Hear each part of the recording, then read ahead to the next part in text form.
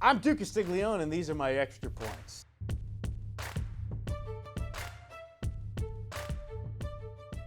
Hi, everybody. This is Duke's Extra Points. Kind of off the cuff, a little different than you see us on set here, and more kind of just telling you how we feel about the sports world. And let's talk about today about the two NFL teams in town.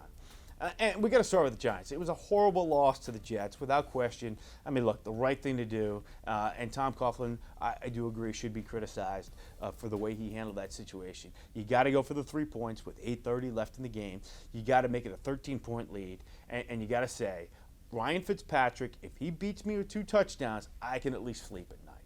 Okay, you can't not get the first down or the touchdown in that situation.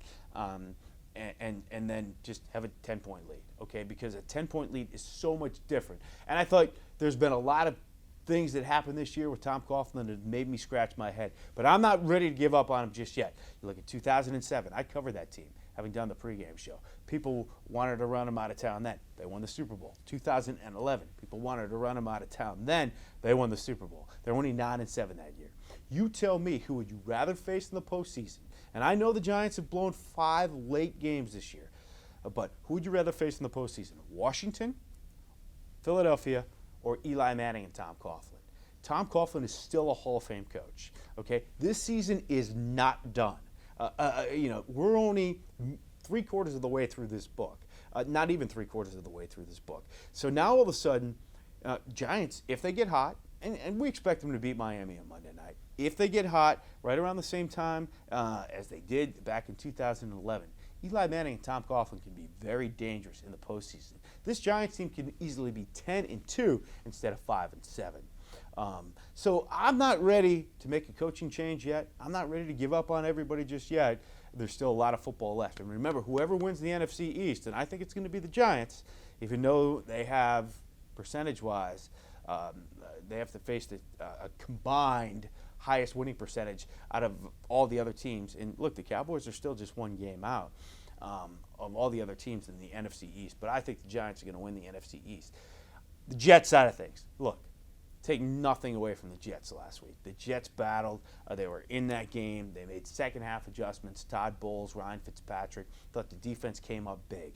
If they get Revis back healthy, which eventually they will, maybe even this week against Tennessee, and Camardi starts playing better, I think this team can be a force.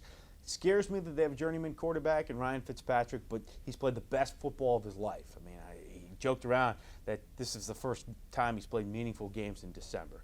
They're going to face Tennessee this week. 3-9 football team. You don't want to have a letdown this week.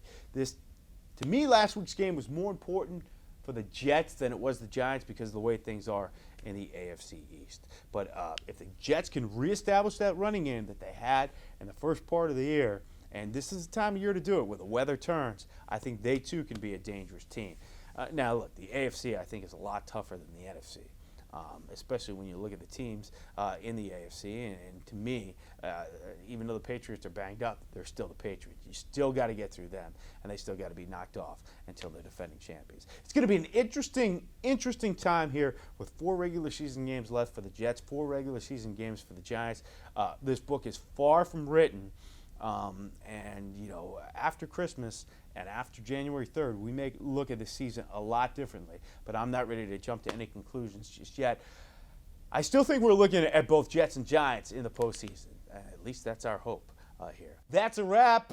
Hey, listen, if you have any feedback whatsoever, even if you want to tell me I stink, go to @Duke Castiglione. That's my Twitter handle. Tell me what you think. Do you agree? Do you disagree? Go to my Facebook page, Duke Castiglione, and weigh in as well. But I want to hear from you as well. A lot of interesting time of the year in this NFL football season. We'll see you next time.